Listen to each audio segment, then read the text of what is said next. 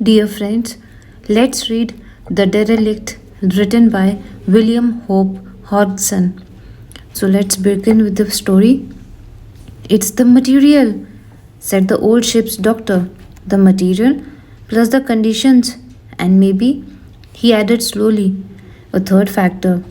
Yes, a third factor. But there, he broke off his half meditative sentence and began to charge his pipe. Go on, doctor, we said encouragingly, and with more than a little expectancy. We were in the smoke room of the Sand Elia running across the North Atlantic, and the doctor was a character. He concluded the charging of his pipe and lit it, then settled himself and began to express himself more fully. The material, he said with conviction, inevitably the medium of expression of the life force, the fulcrum, as it were, lacking which it is unable to exert itself, or indeed to express itself, any form of fashion that would be intelligible or evident to us.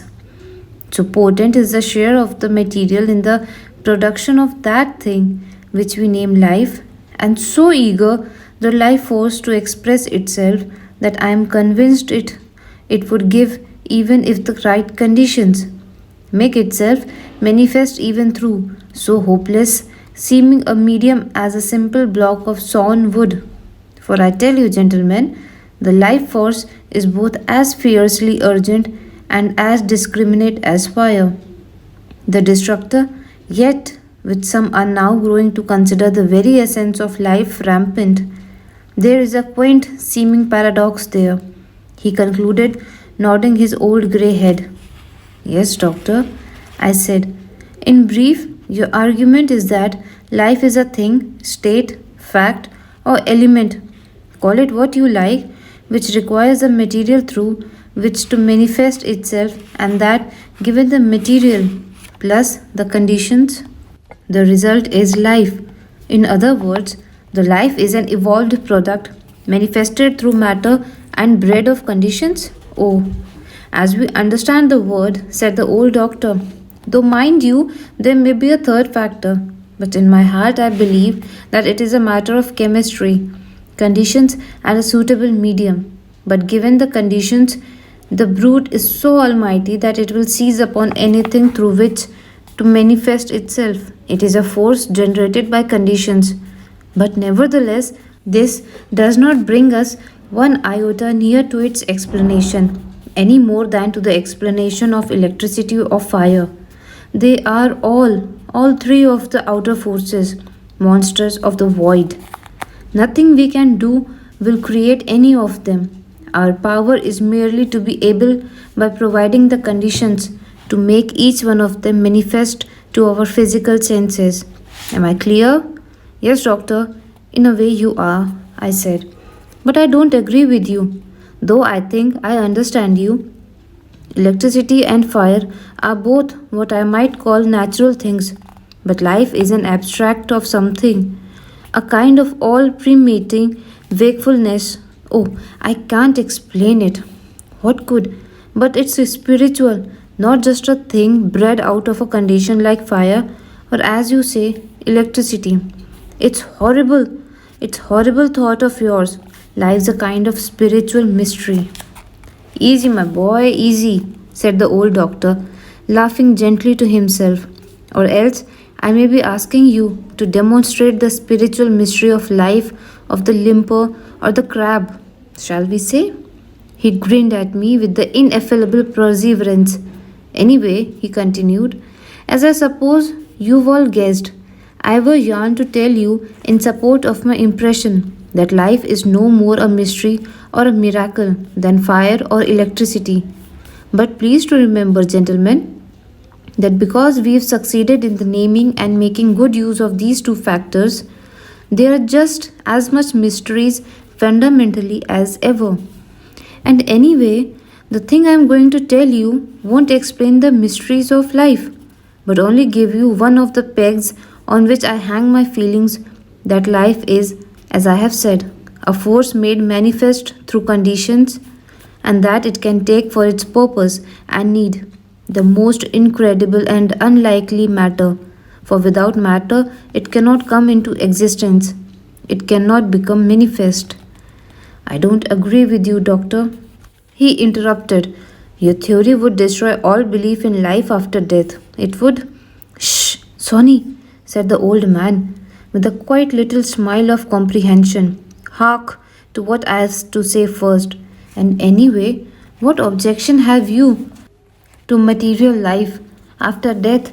And if you object to a material framework, I would still have you remember that I am speaking of life as we understand the word in this our life. Now do be a quiet lad, or I'll never be done. It was when I was a young man, and that is a good many years ago, gentlemen. I had passed my examination, but was so run down with the overwork that it was decided that I had better take a trip to sea. I was by no means well off and very glad in the end to secure a nominal post as doctor in a sailing passenger clipper running out the China. The name of the ship was Butte, and soon after I had got all my gear aboard. She cast off and we dropped down the Thames. The next day were well off out in the channel. The captain's name was Gannington, a very decent man, though quite illiterate. The first mate, Mr. Burleys, was a quite sternish, reserved man, very well read. The second mate, Mr. Selvern, was perhaps by birth and upbringing the most socially cultured of the three, but he lacked the stamina and indomitable pluck of the two others. He was more of a sensitive and emotionally and even mentally the most alert man of the three. On our way out, we called at Madagascar, where we landed some of our passengers. Then we ran eastward, meaning to call at Northwest Cape. But about 100 degrees east, we encountered very dreadful weather, which carried away all our sails and sprung the jib boom and forth the gallant mast. The storm carried us northward for several hundred miles, and when it dropped us finally, we found ourselves in a very bad state. The ship had been strained and had taken some 3 feet of water through her seams. The main topmast had been sprung in addition to the jib boom and foregallant mast. 2 of her boats had gone, as also one of the Pixies, this latter having been washed overboard, but some half before the wind began to ease, which it did quickly, though a very ugly sea ran for some hours after. The wind left us just before dark, and when morning came, it brought splendid weather, a calm, mildly undulating sea, and a brilliant sun with no wind. It showed us also that we were not alone, for about 2 miles away to the westward was another vessel, which Mr. Selborne, the second mate, pointed out to me. That's a pretty rum looking packet, doctor, he said, and handed me his glass. I looked through it at the other vessel and saw what he meant. At least I thought I did. Yes, Mr. Selborne, I said. She's got a pretty old fashioned look about her. He laughed at me in his pleasant way. It's easy to see you are not a sailor, doctor, he remarked. There's a dozen rum things about her. She is a derelict and has been floating round by the look of her for so many score of years. Look at the shape of her counter and the bows and cutwater. She is as old as the hills, as you might say, and ought to have gone down to Davy Jones a long time ago. Look at the growths on her and the thickness of her standing rigging. That's all salt and crustaceans. I fancy if you notice the white color, she's been small barbecue, but don't you see she's not a yard left aloft? They've all dropped out of the slings, everything rotted away. Wonder the stand rigging hasn't gone too. I wish the old man would let us take the boat and have a look at her. She'd be well worth it. There seemed little chance, however, of this, for all hands were turned to and kept hard it all long day, repairing the damage to the mast and gear, and this took a long while, as you may think. Part of the time I gave a hand heaving on one of the hook of the deck captain's, for the exercise was good for my liver. Old Captain Gannington approved, and I persuaded him to come along and try some of the same medicine, which he did, and we grew very chummy over the job. We got talking about the derelict, and he remarked how lucky we were not to have run full tilt onto her in the darkness, for she lay right away to leeward of us, according to the way that we had been drifting in the storm. He also was of the opinion that she had a strange look about her and that she was pretty old, but on this latter point he plainly had far less knowledge than the second mate, for he was, as I have said, an illiterate man, and he knew nothing of seacraft beyond what experience had taught him. He lacked the book knowledge which the second mate had of vessels previous to his day, which it appeared the derelict was. "She's old, doctor," was the extent of his observations in this direction. Yet, when I mentioned to him that it would be of interesting to go aboard and give her a bit of an overhaul, he nodded his head as if the idea had been already in his mind and accorded with his own inclinations. "When the work's over, doctor," he said, "can't spare the men now, you know. Got to get all the ship shape and ready as smart as we can. But we'll take my gig and go off on the second dog watch. The glass is steady and it'll be a bit of jam for us." That evening after tea, the captain gave orders to clear the gig and get overboard. The second mate was to come with me, and the skipper gave him word to see that 2 or 3 lamps were put into the boat, as it would soon fall dark. A little later, we were pulling across the calmness of the sea with a crew of 6 at the oars and making very good speed of it. Now, gentlemen, I have detailed to you with great exactness all the facts, both big and little, so that you can follow step by step each incident in its extraordinary affair. And I want you now to pay the closest attention. I was sitting the stern sheets with the second mate and the captain who was steering, and as we drew nearer and nearer to the stranger, I studied her with an ever growing attention, as indeed did Captain Gannington and the second mate. She was, as you know, to the westward of us, and the sunset was making a great flame of red light to the black of her, so that she showed a little blurred and indistinct by reason of the halation of the light, which almost defeated the eye in any attempt to see her rotting spars and standing rigging, submerged as they were in the fiery glory of the sunset. It was because of this effect of the sunset that we had come quite close, comparatively to the derelict, before we saw that he was surrounded by a sort of curious scum, the color of which was difficult to decide upon, by reason of the red light that was in the atmosphere, but which afterwards we discovered to be brown. This scum spread all about the old vessel for many hundreds of yards in a huge irregular patch, a great stretch of which reached out to the eastward upon our starboard side, some score or so fathoms away. "Queer stuff," said Captain Gannington, leaning to the side and looking over. "Something in the cargo has gone rotten," he worked up through. "Look at her bows and stern," said the second mate. "Just look at the growth on her." There were, as he said, great clumpings of strange looking sea fungi under the bows and the short counter astern. From the stump of her jib boom and her cutwater, great beards of rime and marine growths hung downward into the scum that held her in. Her blank starboard side was presented to us, all a dead, dirtish white, streaked and mottled vaguely with dull masses of heavier color. "There is a steam or haze rising off her," said the second mate, speaking again. "You can see it against the light. It keeps coming and going. Look."